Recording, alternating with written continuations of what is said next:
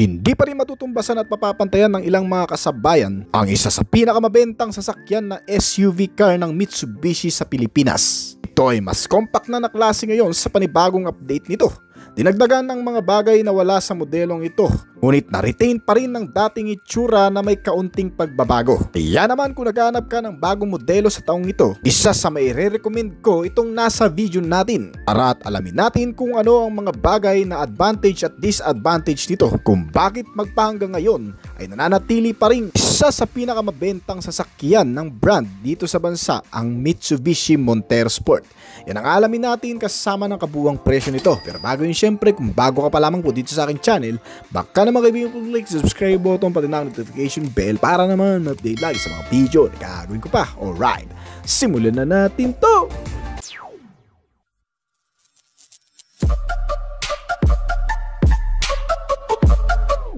Walang duda na isa sa mga pangunahing pinagpipiliang sasakyan ng mga mayayaman at mga nakakaangat na sa buhay ay itong Mitsubishi Montero Sport. Medyo namamahalan at nababaduyan ka sa disenyo ng ibang mga brand. Isa ito sa mas magandang pagpilian kung gusto mo rin ng mas compact, practical at mas affordable. Isa sa pinakamatinding kakumpetensya ng Toyota Fortuner na SUV car sa Pilipinas ay itong Mitsubishi Montero Sport. Ang Montero Sport ay may bagong update na naman ngayon. Mabili at mas tinatangkilik dahil yan sa panalong mga bagay at katangian na meron sa modelong ito. Unang-una kung ikukumpara ang presyo nito sa lahat ng mga SUV car ng ibang mga Japanese brand dito sa bansa, ay hindi hamak na mas mura at hindi ganun kamahal itong Montero Sport. At dahil ang Mitsubishi ang isa sa mapagkakatiwalaang automaker brand sa bansa, ay naging pinakauna sa listahan ng pinagpipilian ngayon na SUV 7-seater, itong SUV ng Mitsubishi. Maporma, malaki, malakas, ngunit hindi ganun kamahal. At tamang-tama sa buong pamilya na kung saan hindi ka bibitinin sa lahat ng iyong lakad. Mapa-long ride, city ride, off-road adventure ride, o kahit sa mga outing. Yan ang ilan sa mga pinakamagandang paggamitan nitong sasakyan. Ngayon sa pinakabagong update nito, kitang-kita pa rin ang malakas na datingan nito. May retain ang dating physical design ngunit mas naging robust ang itsura sa harapan. Dahil yan sa pinakabagong front grille radiator na may muscular stand na disenyo, ito ay mas gumanda at mas naging kaakit-akit. Ang pinagsamang kulay ng gray at glossy black color ang nagbibigay ngayon ng magandang appearance nitong modelo. Kasama sa mga pinapanatiling disenyo nito ay ang mga naglalakihang clearance light at daytime running light nito. Ngunit mas pinapikit naman ng husto ang headlight. Itong nasa video natin ngayon ay ang GLS variant 2-wheel drive automatic transmission na glossy black color. Apat ang inilabas na klase nito sa Pilipinas at pangatlo ito sa pinakamataas na variant. Kaya naman ang estimated price nito ay nagre-range sa 1,700,000 pesos. Ang presyo na yan ay sulit na rin kung tutuusin dahil napakarami na nitong mga modernong kagamitan. Gaya ng pagkakaroon nito ng cruise control system, maraming mga connectivities at marami ding mga safety features. Nilagyan din ito ng 360-degree camera at naka-leather cover na rin ang seats. Ang lahat ng mga ilaw nito sa harapan, karamihan ay naka-LED type na, maliban sa mga turn signal light indicator. Kaya mas reliable ang visibility lalo na sa madidilim na kondisyon. Hindi lang yan, itong Montero Sport kapag bumili ka nito mga kaibigan, ay para ka na rin nakabili ng isang Fortuner o di naman kaya ng Ford Everest. Kasi kung titingnang mabuti, ay halos pare-pareho lang naman ang laki, sukat at hugis at mga nilalaman. Medyo tiwala ka pa sa quality at reliability, yun nga lang medyo magastos ang maintenance nitong automatic. Pero mas makakamura ka naman sa manual nito. Diesel ang makina nito at may katipiran kumonsumo. Di ka rin talo sa mga nauusong features kasi karamihan sa mga hinahanap mo ay narito na. Gaya na lamang ng malawak na interior cabin space na may 7 hanggang sa 8 upuan. May extra space na rear compartment at napaka-accessible. Nilagyan din ito ng koneksyon mula sa harap at likod, gaya ng mga USB port charging system. May kasamang accessories power socket at saksakan pa ng appliances. Kasama sa mga bagong update nitong Mitsubishi Montero Sport ay ang bagong disenyo ng mugs. May sukat na 265/60R18 na mga gulong na naka-tubeless at alloy wheels.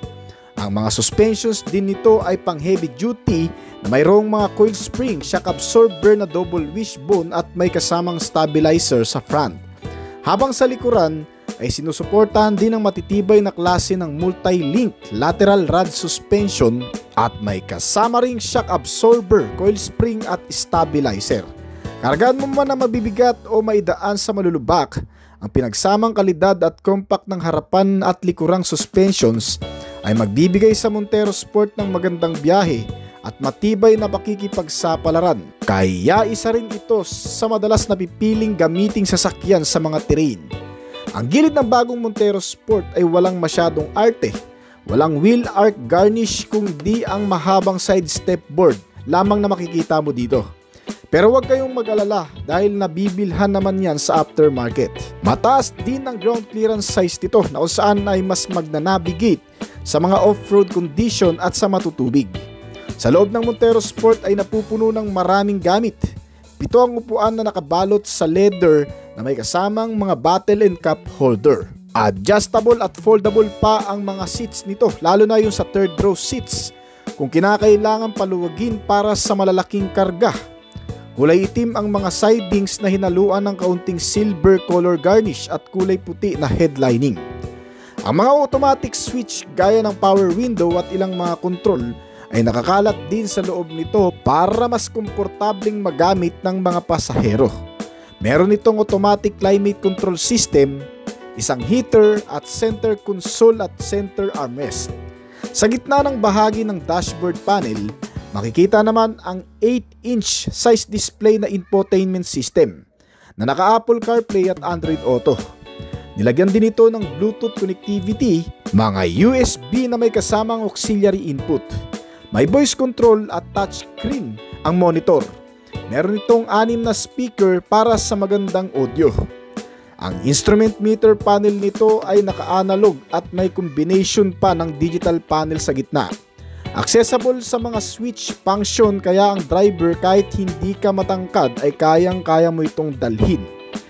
Ang napapagana dito sa Montero Sport GLS variant natin ay ang 4N15 engine pa rin na may 2.4 liters at naka-diesel na may kasamang 4-cylinder 16-valve dual overhead cam at may Mitsubishi Valve Timing Electronic Control o MIVEC.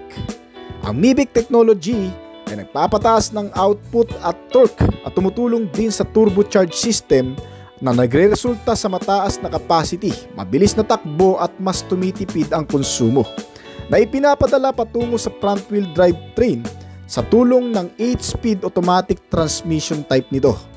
Kaya naman ang maximum output na nagagawa nito ay umaabot ng 179 horsepower at 430 Nm ng torque. Marahil napakababa nito kung ikukumpara sa nagagawang maximum output ng Toyota Fortuner. Pero wag ka, dahil itong Montero Sport ay sa huli talaga bumibirit. May top speed ito na umaabot ng 182 km/h at fuel consumption na 15 km per liter. Meron itong 68 liters na fuel tank capacity. At may ground clearance size ito na 235mm habang ang kabuuang haba nito ay umaabot ng 4,900mm. 5 ang pintuan na makikita mo dito kaya mas madali ang access ng pagpasok at paglabas. Ang mga brake nito ay pare-pareho ng naka-disc type na klase sa harap at likod. Gumagamit itong Montero Sport ng tilt and telescopic na steering column, power steering at rack and pinion sa manubela nito para gumanda at gumaang ang maneuver at hindi mabigat gamitin. At kung usapang safety and security features, itong Montero Sport GLS Variant 2025 model ay nilagyan din ng maraming pangkaligtasan na features gaya ng speed sensing door lock.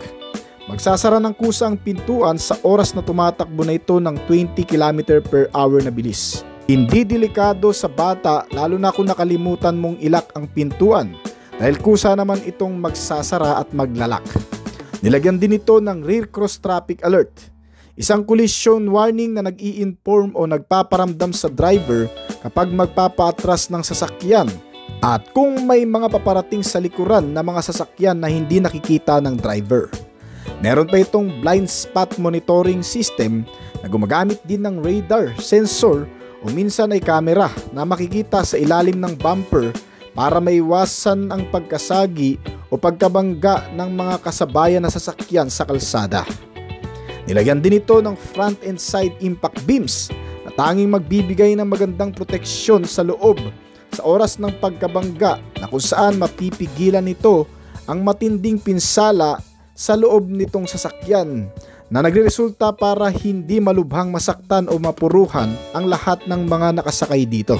At tulad ng nabanggit natin kanina, sinamahan ito ngayon ng 360 camera, isang around view monitor na nauuso ngayon para ma-monitor ang buong paligid nitong sasakyan kung ikaw ay nasa loob sa pamamagitan ng mga kamera na nakapalibot dito.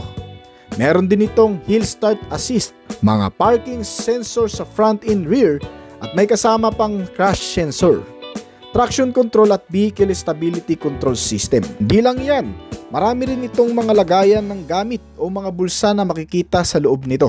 Bukod pa dyan, may mga kasama itong mga basic tools for emergency. At pagdating sa gulong, ang braking system nito ng mga naka-disc type ay nilagyan din ng additional safety features gaya ng anti-lock braking system o ABS, kasama ang electronic brake force distribution o EBD at brake assist. Pagdating sa security features, ito ay mayroong power door lock at central locking para hindi mabuksan kaagad ang mga pintuan kahit nagamitan pa ng mga tools kapag nakalock na. Meron din itong engine immobilizer system na kung saan hindi mo basta-bastang mapapagana ang makina nito kapag wala kang sariling susi o transmitter key. Iwas din ito sa mga old style na paraan para mapagana ang sasakyan kahit walang susi, gaya ng mga electrical procedure, ay hindi rin uubra dito. Ganyan ito ka-secure, kaya kahit maiwan mo ito sa labas ng iyong bahay ay hindi ka talaga mangangamba. Nilagyan pa rin kasi ito ng anti-theft device system at anti-theft alarm na gumagana lang sa oras na puwersahin ng pagbukas ng pintuan o pagpapaandar nito. Lahat ng mga bagay na ating nabanggit, yung iba ay hindi pa nga natin nasabi dito, pero sa presyo nito ay siguradong swak at sulit na talaga itong Mitsubishi Montero Sport 2025 model. Sa totoo lang, wala naman masyadong pinagbago sa external na appearance nito, kundi ang front grille design at bagong disenyo ng alloy wheels nito. Gaya ng ibang mga modelo, ito ay may built-in shark fin antenna, dalawang roof rail garnish sa itaas na abang para sa pagkakabitan ng roof rack tray. Ang bagong teardrop design tail lamp ng modelo ay mas naging bold at mas kitang-kita. Ang third row seats nito ay kayang magkarga ng hanggang sa 502 liters na capacity. Pero kung tutupiin mo ang second row at third row seats nito para lumawak ang rear compartment, ay kakayanin nito ng hanggang sa 1,500 liters na capacity. Well, isa yan sa pinakamaganda at komportable na ring gamit nitong modelo. Kasi kung ito man ay gagamitin mo sa mga camping, ay pwede kang maglatag ng malaking kama dito para makatulog kayo ng mahimbing. Ang bawat upuan nito ay may mga kasamang seatbelt para sa additional na safety ng mga pasahero nito. At nilagyan din ng driver and passenger airbags, isang multifunctional steering wheel at may bagong disenyo na may kasamang 3 spokes at nakabalot ng leather. Nilagyan ito ng remote control para sa entertainment, phone calls at driving information. Kaya mas maimamanage ng husto ng magdadrive nito itong Montero Sport 2025 model. Sa kasalukuyan ay may estimated price ito na 1,700,000 pesos o higit pa. Kaya naman kung plano mong bumili nito ngayong taon, pwede mo akong kontakin sa number na ilalagay ko. Para mas malinaw na rin, ilalagay na rin natin ang previous model na review natin noong nakaraang taon pa, para maikumpara mo na rin kung ano ang mga bagay na meron na dito at wala pa noon. Ang Montero Sport ay kilala natin bilang isang SUV car na category na kung saan ay may 5 pintuan, 7-seaters at may napaka-attractive na presensya na para sa masa ay talagang mamahaling kung titingnan dahil sa lakas ding makagwapo at makamayaman ng datingan, lalo na itong Black Series na Montero Sport. Ngayong taon ay may bagong update daw sa modelong ito at yan ang iisa-isayin natin kung meron nga ba. Ang Black Series ay inilabas noong nakaraang taon pa ang pagbabago sa premium model ng Montero Sport na tinatawag na Black Series na may upgraded features at sobrang high-tech na rin. Kaya naman kung papansinin natin ngayon mga kaibigan, itong nasa video na modelo, dito sa front face portion, narito pa rin naman ang disenyo ng front fascia. May manipis na headlamp design at ilang garnish na nakalagay sa magkabilaan. Ang C-chrome accent na dumagdag pa sa pagiging maangas nito.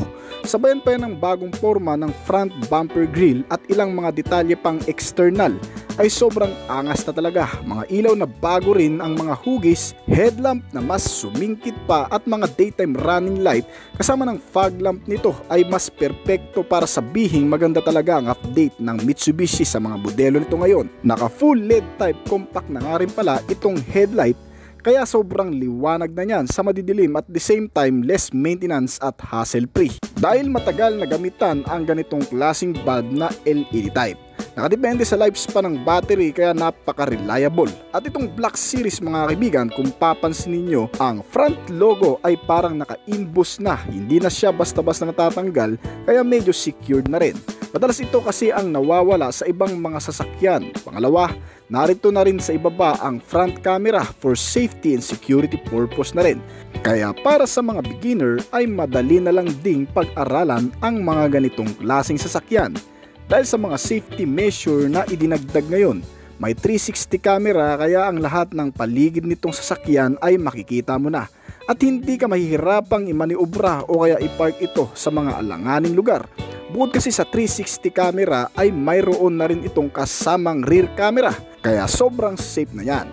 Itong buong disenyo ng Black Series mula harapan at likod ay halos katulad lang nung sa dati. Mukha lang nagiging premium ang datingan dahil sa mga chrome molding garnish na nakalagay sa mga bintana at sa front portion nito.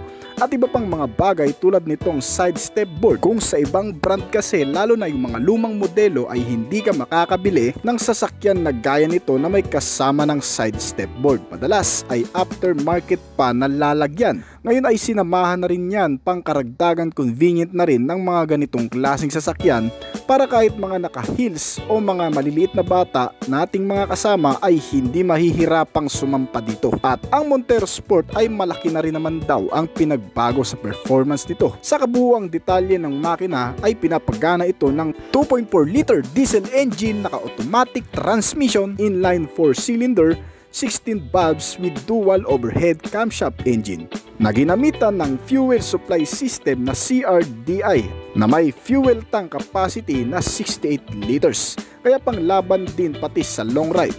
Ang Montero Sport mga kaibigan kahit papano ay matipid na rin naman sa gasolina. Sa laki ng kahat bigat ng timbang ay kaya nitong kumonsumo ng 1 liter sa 8.4 km na takbo kapag ikaw ay nasa syudad.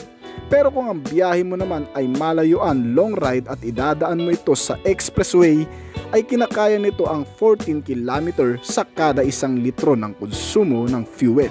Matipid na ito kasi naka-diesel pa. Mura naman ang presyo ng diesel ngayon kaya makatitipid ka talaga. At pagdating naman sa performance level na nagagawa nito, marami na ring nagsasabi mga kaibigan, sa performance tinatalo din daw ng ilang brand competitor ang Montero Sport. To be honest, may point sila.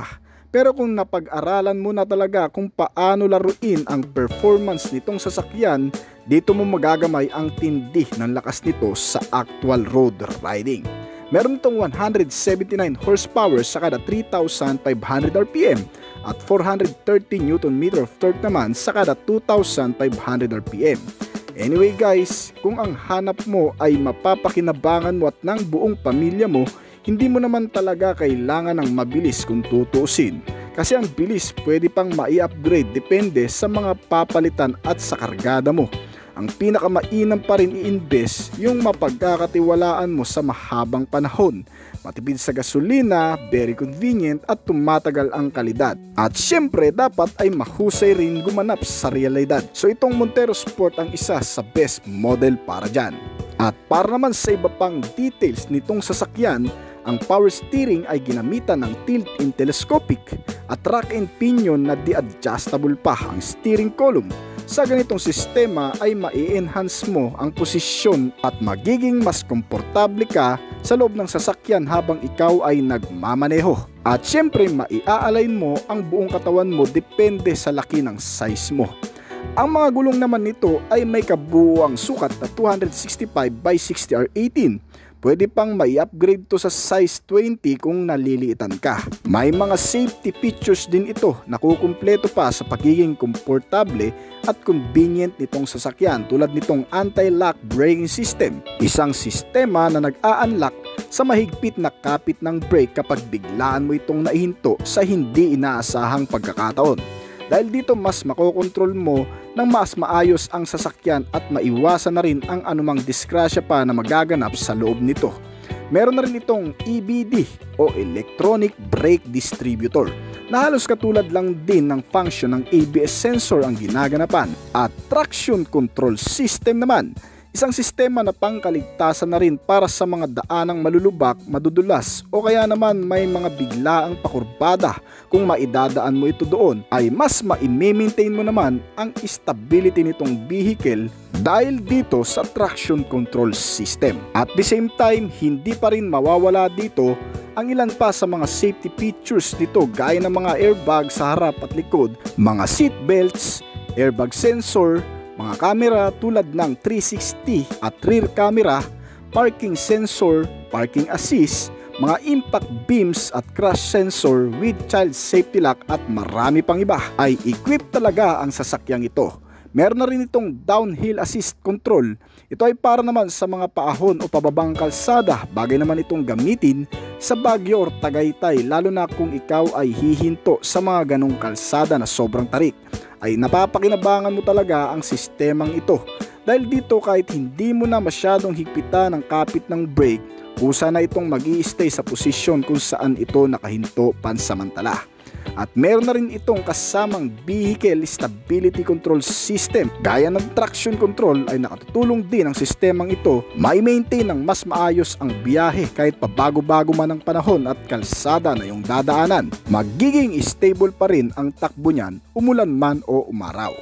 At isa pa sa bagong sistemang pangkaligtasan na rin nitong modelo ay ang Gear Cross Traffic Collision Warning, ay isang driving assistance system naman na kung sakaling umatras ka sa parking at biglang may paparating na sasakyan sa likuran na hindi mo nakikita sa side mirror, ang sensor na ito ang magpapaalala sa iyo niyan. Meaning to say, iwa-warning ka ng sistemang ito kung may mga sasakyan na biglang dumating sa likuran mo habang ikaw ay nagpapaatras nito. At isa pang bagong safety features para dito, ang idinagdag pa na advanced safety features na ito ay para naman sa mga taong madalas nagmamadali o yung parang may hinahabol sa kalsada. Ang sistemang ito ay tinatawag na Lane Change Assist. Para sa kaalaman lang ng marami, itong sistema ay sumusuporta sa driver kapag nagpapalit ng mga lane o direction sa kalsada. Sa pamamagitan nito, mas maiiwasan ang banggaan, lalo na kung may mga biglaang nag-overtake na kasabay mo sa kalsada. Lalo na ang mga motorsiklo na madalas hindi natin nakikita sa side mirror, biglaang nag-overtake kaya madalas ay nasasagi. Dahil sa sistemang ito ay mas maiiwasan ang anumang banggaan na magaganap sa kalsada. Ang mga sistemang ito ay pangkaragdagan lamang sa kaligtasan ng mga nakasakay dito. Mas maigi pa ring maging alerto at maingat tayo sa pagmamaneho. Yun ang pinaka the best safety features nitong sasakyan at mga sasakay dito. Alright. At para naman sa security features nito, mga bagay na magpapanatag naman sa atin lalo na kung wala tayong sariling parking lot. Number 1, ang central locking. Ang central locking ay pangkaragdagang security nitong sasakyan na kung minsan ay nakakalimutan nating i-check kung nakasara na ba ng maigi ang lahat ng pintuan. Sa central locking ay makikita sa sistema na magwa-warning sa panel gauge kung may isang pintuan na hindi pa masyadong naisara. Dahil dito kahit sa isang pintuan lang ng driver's side ang i-lock o i-unlock mo ay otomatikong lahat na rin ng pintuan itong sasakyan ay maglalak. May kasama na rin itong power door locks, anti-theft alarm system, engine immobilizer at anti-theft device. At sa iba pang mga components nito sa interior, mga upuan na sobrang komportable at di-adjustable. May armrest with fabric upholstery at samahan pa yan ng mga headrest na nakakapagparelax. At sa iba pang features nito gaya ng instrument panel, makikita ang napaka-informative na panel gauge, mga sign na makikita mo dito gaya ng low fuel warning light, digital clock, engine check warning at marami pang iba. At para naman sa entertainment and communication, para hindi ka antukin sa napakahabang biyahe, ay mahalaga rin ito sa panahon natin ngayon. Ang mga gadget na nasa loob mismo nitong sasakyan, tulad ng 8 inches display na monitor screen na detached screen pa with Apple CarPlay and Android Auto. May USB and auxiliary input na rin itong kasama at FM and AM radio. May mga speakers sa front and rear nito with voice control and Bluetooth connectivity. At syempre, ang multifunctional steering wheel ang pinaka may control sa karamihan sa sistema nitong sasakyan na mahalaga rin. Syempre, hindi aandar kung wala ito. Arito na rin sa mismong steering wheel ang karamihan sa mga buton o mga controller ng ibang function nitong sasakyan. At syempre, hindi mo din naman masasabing komportable itong modelo kung wala din naman ang mga bagay na ito, gaya ng air conditioner with air quality control, mga ventilator na labasan ng hangin, may heater na rin at mga cup holders, power windows, rear reading lamp, wire charger at marami pang iba na siguradong mas kukumpleto pa sa pang-araw-araw na gamit mo dito sa Montero Sport Black Series. Mga reliable na suspension sa front na naka-double wishbone at rear suspension na multi-link, shock absorber with coil spring para mas maganda ang bounce at mas panatag ang pagtakbo sa loob nito kung may dadaan man sa malulubak o mahahams na kalsada. At mga brake types sa front and rear na naka-ventilated disc na rin. At ang pinakahuli ay ang kabuuang sukat naman. Sa dimensions nitong sasakyan, mukhang ganun pa rin naman.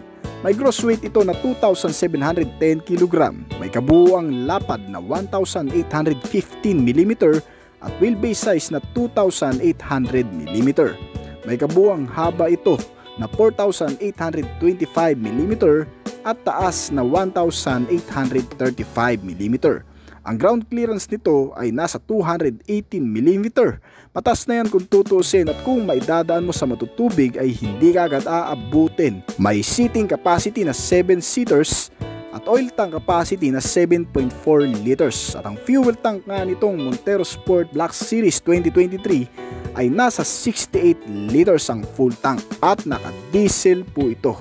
Sa kasalukuyan, ang kabuuang presyo nito ay umaabot sa 1,568,000 para sa pinakamababang klase hanggang sa 2.37 million pesos para naman sa pinakamataas na klase nito. So itong tinalakay natin na Montero Black Series 2023, ito na po ang pinaka top end variant niyan na sinundan ng GLS variant at ng GLX variant nito. So hanggang dito na lamang po siguro ang ating video, pero bago po tayo magtapos ay nais ko po muna ang i-shoutout si Sir Noy Sandrino. Maraming salamat po sa inyo idol sa patuloy na panunood dito sa ating channel. Shoutout po. Ganon din po sa mga patuloy na sumusuporta at tumatangkilik at nagabang palagi sa mga video na ina-upload natin dito sa ating channel.